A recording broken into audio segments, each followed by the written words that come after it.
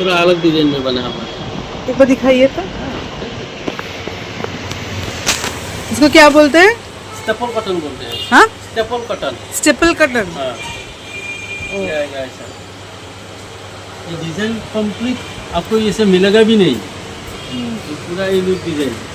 ये अच्छा लग रहा है। हाँ, और नीचे का कैसे आएगा? नीचे का नीचे भी ये निकला आएगा, नीचे का और चादर, ये चादर हो गया। चादर हो गया, ये नीचे का ओ, ये आएगा ब्लाउज पीस, ये होगा ब्लाउज पीस। हाँ, ये पट्टी आएगा ना। हाँ। ये जो पट्टी है हाँ। ये हाथ में आएगा ऐसे। अच्छा। बनाएगा कि हाँ, ठीक है, बना के इसको लेके आ जाओ। अच्छा, ये वाला कितना है? ये वाला वो तो प्योर तो है, कितना दाम है इसका? ये इसका 6,000 है। 6,000? हाँ, ये बहुत कीमती। आप अगर ये बुटीक में खरीदने जाएंगे ना, हाँ। इसका मिनिमम आपको 9,000 से शुरू करेगा दाम। ओ, रिटेल मार्केट में अगर गए ना, हाँ। 9,000 से शुरू करेगा आपसे। अच्छा। हाँ। बहुत ही इससे हैंडलूम में जितना है कि हाँ, सबसे कीमती वाला है वो 6,000 का। हाँ, उसके बाद आता है ये, अच्छा, इसके बाद आता है ये 3 नंबर। ये क्या नाम है इसका? इसको बोलते हैं नोनी कॉटन। नोनी कॉटन। हाँ, और इसको क्या बोलते हैं? इसको भी नोनी पाक बोलते हैं। नोनी पाक। नोनी पाक बोलते हैं। और इसको? इसको नोनी कॉटन एक्सपायरी बोलते हैं इसको। अच्छा, ये तो बहुत अच्छा लग रहा है। डिजाइन तो है। ये कितने का है? ये ये तो खराब हो गया, ये खराब हो गया। खराब हो गया, बाहर लटकने के लिए। ये दिखाइए इसमें कलर। इसमें ये सब कलर है, देखो। क्या कॉटन है? ये केसापात कॉटन बोलते हैं। केसापात। केसापात अच्छा। ये बोलते हैं। और इसमें ये सब डिजाइन आ गया, ये जो नीचे है ना सब, ये सब डिजाइन है, ये सब है डिजाइन। अच्छा, यही अच्छा लग रहा है। ये दिखाइए तो एक बार। केसापात कॉटन। केसापात कॉटन। अच्छा। ওয়েলকাম টু মাই চ্যানেল জিন্দগি কা সফর উইথ দেবপ্রিয়া। আজকে ডে 10, আজকের তারিখ হচ্ছে 7ই নভেম্বর। আর আজকে আমি এখন আছি গুয়াহাটি ফ্যান্সি বাজার মার্কেটে। আর আমি এখন এখানে মেখলা চাদর দেখতে এসেছি।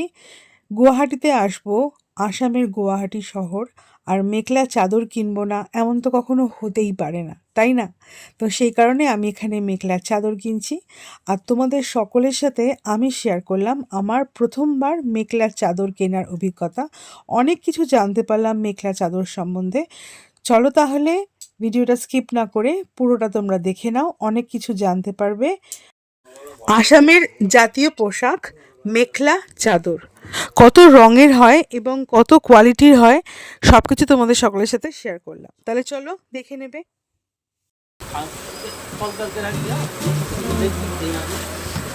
नहीं, वो रेड वाला, वो उसका रेड वाला, उसका। हाँ हाँ हाँ।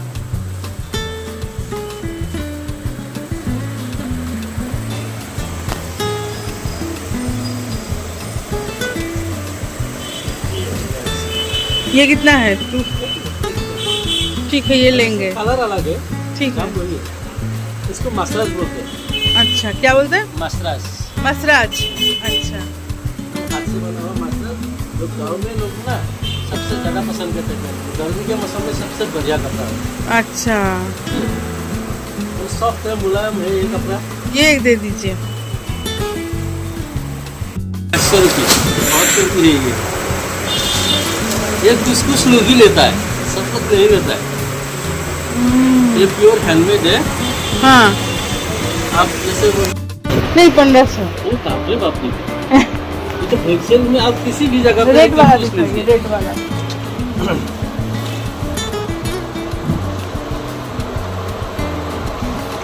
मैं आपको जो रेट बोल रहा हूँ ना दीदी, आप कहीं भी ऐसे तो अगर घूमेंगे फिरेंगे ना।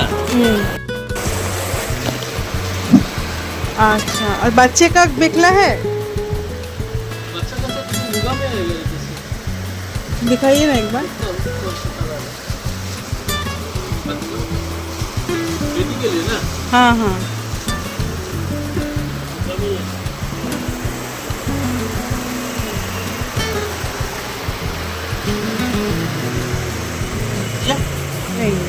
छोटे छोटे अच्छा हाँ।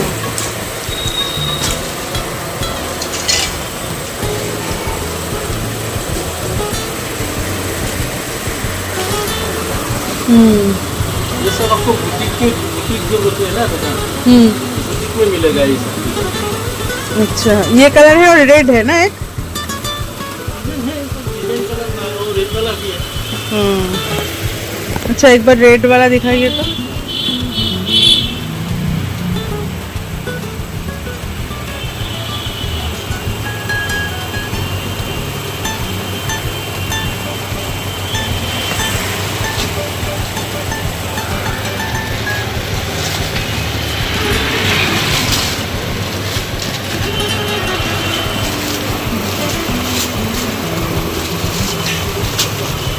पिंक में, हाँ अच्छा है।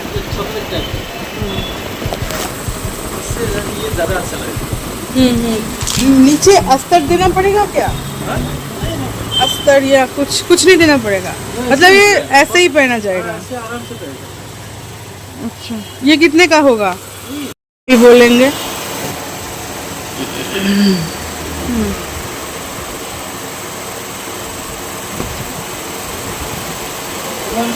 হয়ে গেছে। এই দেখো মেখলা চাদর কিনেছি, তো সেই ভিডিওটা দেখে নিও তোমরা। কত রকমের ভ্যারাইটির হয়, নানান রকমের মেখলা চাদর হয়, আর ভীষণই সুন্দর, প্রত্যেকটা জিনিস ইউনিক, হ্যান্ডমেড, বেশিরভাগ হচ্ছে হ্যান্ডমেড হয় তো সেগুলো। তো হ্যাঁ চলো, এবার আমাকে যেতে হবে হোটেলে, ওখান থেকে জিনিসপত্র বার করবো। আবার একটা ব্যাগ হলো, চলো। হ্যালো, ফ্যান্সি বাজার ঘুরে চলে এসেছি, আর পুরোটা হেঁটে গেছি, পুরোটা হেঁটে এসেছি, বেশিক্ষণ না। আমি যেখানে থাকি ছাত্রীবাড়িতে, ছাত্রীবাড়ি রামকৃষ্ণ মিশন আশ্রম থেকে এটা হেঁটে আমার মোটামুটি 15 মিনিট মতো লেগেছে যেতে, আবার 15 মিনিট লেগেছে আসতে। তো রাস্তাটা খুবই মানে জেনে নিয়ে চলে গেছি, আর একটা লেভেল ক্রসিং পার হতে হয়েছে। তো তোমরা যদি যেতে চাও যেতে পারো, কেন কি ওখানে কিন্তু রিজনেবল দামে জিনিসপত্র পাওয়া যায়, হোলসেল দামে। তো আমি এরকম বলছিলাম যে গড়িয়াহাট না বড় বাজার, তো আমার মনে হলো যে হাতিবাগান, ঠিক আছে, না বড় বাজার না গড়িয়াহাট, মাঝামাঝি। তো ওই আর কি দাম অ্যাকচুয়ালি জানি না কোনো জিনিসের দাম, তো সেই অনুপাতে হয়তো মনে হচ্ছে হয়তো দাম ঠিকঠাক বা হয়তো দাম বেশি, সেটা পরে বুঝতে পারবো পরবর্তীকালে লোকের সাথে আলোচনা করে, সকলের সাথে আলোচনা করে। তো এই তো আমার এই লাগেজ গোছানো হয়ে গেছে, একটা বড় লাগেজ হয়েছে, আর এই গামছাটা এখন সরকারি কিছুর জন্য এই লাগেজটা হয়েছে। কেন একটা জিনিস কেনাকাটা করলাম, মেখলা চাদর, সেগুলো তাও ঢুকে গেছে, কয়েকটা ছোটো ছোটো জিনিস ঢুকিয়ে দিয়েছি এর মধ্যে, ক্যামেরা ব্যাগ, পার্স, তো এইগুলো সব রয়েছে। আর তো অল সেট। এখন বাজে 10টা, এখন 10টা বেজে গেছে, 10টা 2 হয়ে গেছে, 10টা বেজে গেছে। আমি 11:15টার সময় বেরোবো, 11:15 বা 10:30টার সময় বেরোবো, বেরিয়ে ভাত খাবো, ভাত ডাল যা পাই, মানে যেটা হয়ে যাবে। সামনের দোকানটা থেকে আমি ভাত খেয়ে নেবো, খেয়ে নিয়ে আর কিছু ফল কিনে নিয়েছি, তো সেগুলো ধুতে হবে মনে পড়লো, আর ধোবো, সেগুলো ধুয়ে নেব। আর তারপরে বেরিয়ে পড়বো, 10:30টার সময় বেরিয়ে পড়বো, বেরিয়ে কিছু খেয়ে তারপরে আমি তাড়াতাড়ি স্টেশনে পৌঁছে যাব। 12:40 ট্রেন ছাড়বে। এবার ট্রেন ছাড়া নিয়ে আমার ফোবিয়া আছে, তোমরা জানো। তো ইটস ওকে, চলো, হর হর মহাদেব, দাঁড়াও, হর হর মহাদেব। চলো তাহলে আজকে বাড়ি যাব, বাড়ি যাওয়ার জন্য ট্রেনে উঠবো। তো আমি খাবার খেতে চলে এসেছি এখানে, দেখো যা পাওয়া যাবে এখন, ভাত ডাল তরকারি সেটা খেয়ে নেবো। আর উনি বললেন যে একটা অমলেট করে দেবেন, তো খেয়ে নেবো, খেয়ে নিয়ে তারপরে বেরিয়ে পড়বো স্টেশনের উদ্দেশ্যে।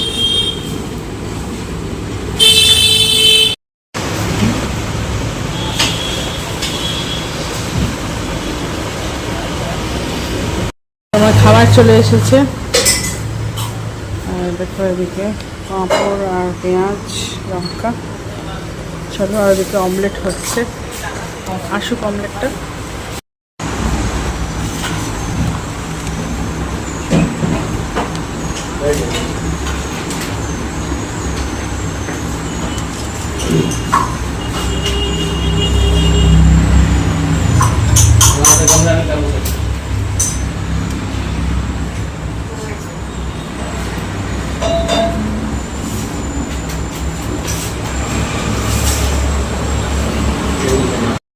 এসে গেছে, তরকারি আছে, পাঁপড়, চাটনি আর ভাত ডাল।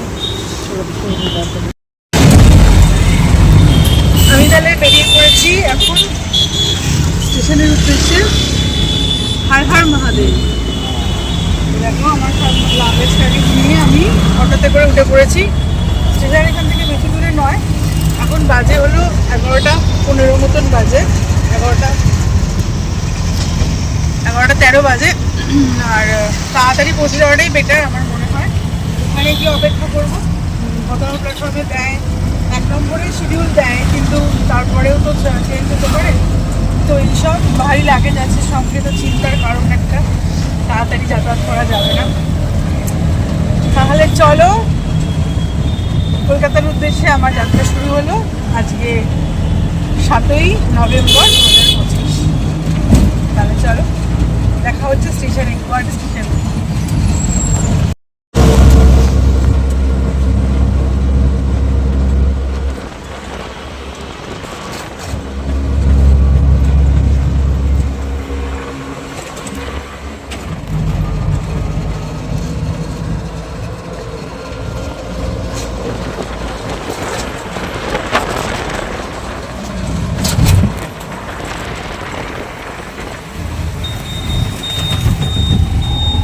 তো সরাইঘাট এক্সপ্রেস দিয়ে দিয়েছে 1 নম্বর প্ল্যাটফর্মে। চলো দেখাচ্ছি, এখানে দেখাচ্ছি সরাইঘাট এক্সপ্রেস। এই যে সরাইঘাট এক্সপ্রেস 1 নম্বর প্ল্যাটফর্মে। চলো, দিয়ে দিয়েছি।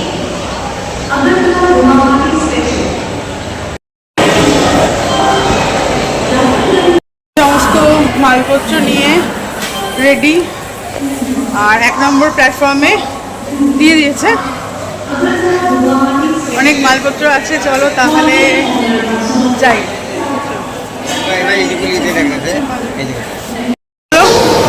তো রেলে চাকরি করার কিছু তো সুবিধা আছে। চলো, গুয়াহাটি ট্রেন দিয়ে দিয়েছে সরাইঘাট। হর হর মহাদেব। এই হচ্ছে ট্রেন আমার, সরাইঘাট।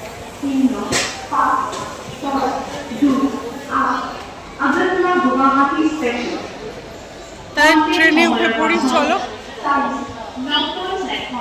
চলো, প্ল্যাটফর্ম নাম্বার 1 এখানেই দিয়েছে ট্রেন। কোথায় দিয়েছে দেখতে হবে। এই হচ্ছে ফার্স্ট ক্লাসের, আমার হচ্ছে HA1C, তার হচ্ছে 9 নম্বর সিটটা। 9 নম্বর মানে হচ্ছে লোয়ার, তো 9 নম্বর সিটটা এটা আমার সিট। আর এই হচ্ছে আমি, যে কিনা ট্রেনে উঠে তোমাদের সাথে বক বক বক বক করছি। আচ্ছা, এইখানে দুটো এরকম সিটের অ্যারেঞ্জমেন্ট থাকে, দেখে নাও। সেটা হলো যে এর যে চওড়াটা কিন্তু অনেক বেশি হয়, সে সেকেন্ড এসির থেকেও বেশি হয়। আর দুটো থাকে, আর এখানে এরকমভাবে সিঁড়ি থাকে, স্টেয়ার্স থাকে ওপরে ওঠার জন্য, যেটা তোমার আপার বার্থের জন্য। এখানেও থাকে আর এখানেও থাকে। আর এখানে এরকম ওয়াটার বোতল হোল্ডার থাকে এখানে। আর এখানে হচ্ছে এসি ভেন্টটা কিন্তু এইদিকে থাকে। এসি ভেন্টটা একদিকে থাকে। এখানে চার্জিং পোর্ট আছে, লাইট এর সুইচ আছে।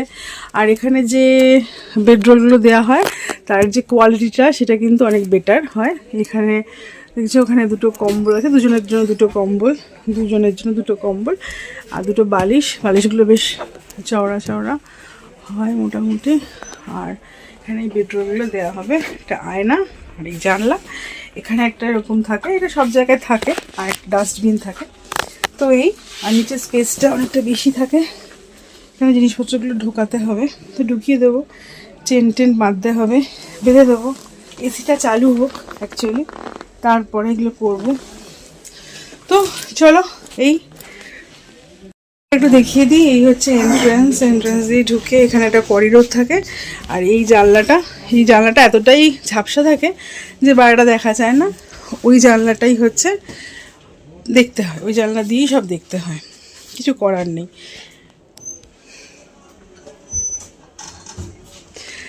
আর এটাই ছিল এসি কম্পার্টমেন্টের ট্যুর। আর বাথরুম নর্মাল থাকে, 2 টায়ারের মতোই থাকে। কিছু কিছু ট্রেনে আবার একটু আলাদা থাকে, কিন্তু নর্মালি এরকমই থাকে। প্রচণ্ড গরম হচ্ছে, এখন এসি চালাইনি। আর এখন 12টা মতন বাজে, 11:57 বাজে, আর 12টা বাজে। আর আমি সব চেন দিয়ে বেঁধে নিয়েছি আমার লাগেজগুলোকে। নিচে আছে একটা, পিছন দিকে আছে 2 নম্বর, 3 নম্বর, আর এই ক্যামেরা ব্যাগ 4 নম্বরটাকে। আর এই দুটো আমার সঙ্গেই থাকবে। এটা তালা দেওয়া ঠাওয়ার কোনো ব্যবস্থা নেই, সেজন্য অসুবিধা নেই। চওড়া আছে বেড। তো এসিটা চলুক, তারপরে কথা বলছি।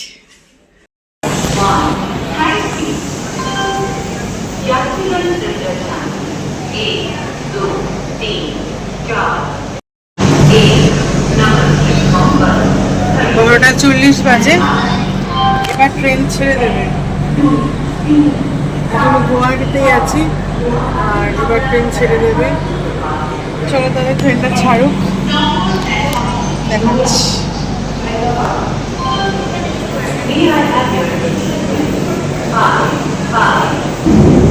আসলে গুয়াহাটির আকাশে যে শব্দটা শুনতে পাচ্ছ, সেটা হচ্ছে গুয়াহাটির আকাশে IAF এর মক ড্রিল চলছে। তো সেই জন্য ট্রেন 40 বাজে, 12টা 40, রাইট টাইম কিন্তু 12টা 40, এখনো ছাড়েনি। এই ট্রেন ছাড়লো 12টা 40 বাজে।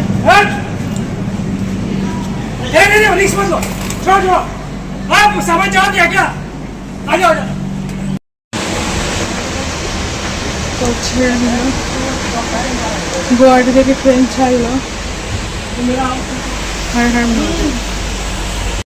তো দেখো এসি কম্পার্টমেন্টে কুকুর উঠেছে। জানি না এর টিকিট আছে কিনা, আমি জানি না। বাইরে দাঁড়িয়ে আছে কুকুরটা নিয়ে, ব্যাপার বুঝতে পারছি না।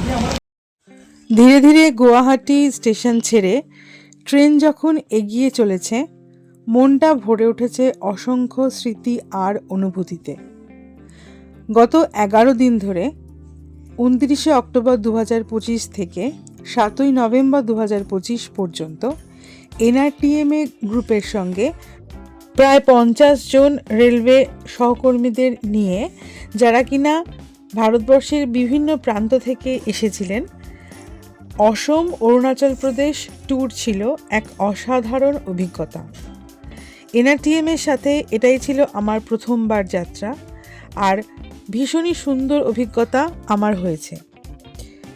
এই যাত্রায় আমরা দেখেছি পাহাড়ের অপরূপ সৌন্দর্য, শান্ত মঠ, প্রাণবন্ত শহর, আর উত্তর পূর্ব ভারতের সমৃদ্ধ সংস্কৃতি।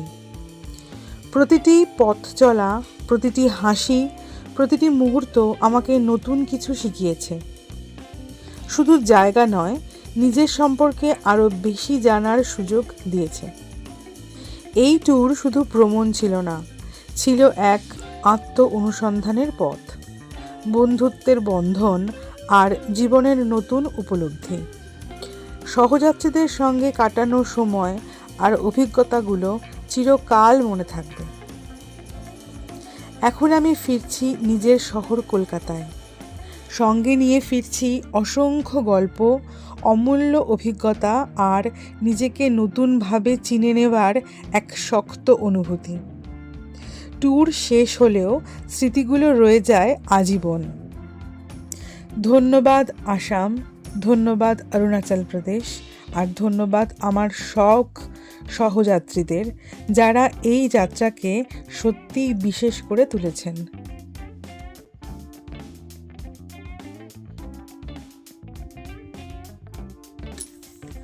মনে থেকে যাবে অসম অরুণাচল প্রদেশে কাটানো প্রতিটি দিনের কথা।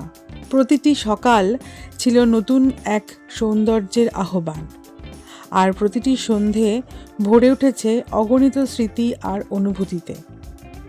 পাহাড়ের কোল ঘেঁষে আঁকাবাঁকা রাস্তা, মেঘে ঢাকা আকাশ, শান্ত মঠের প্রার্থনার সুর, নদীর ধারে নিস্তব্ধ মুহূর্ত, সব কিছু যেন আজও চোখের সামনে ভাসছে।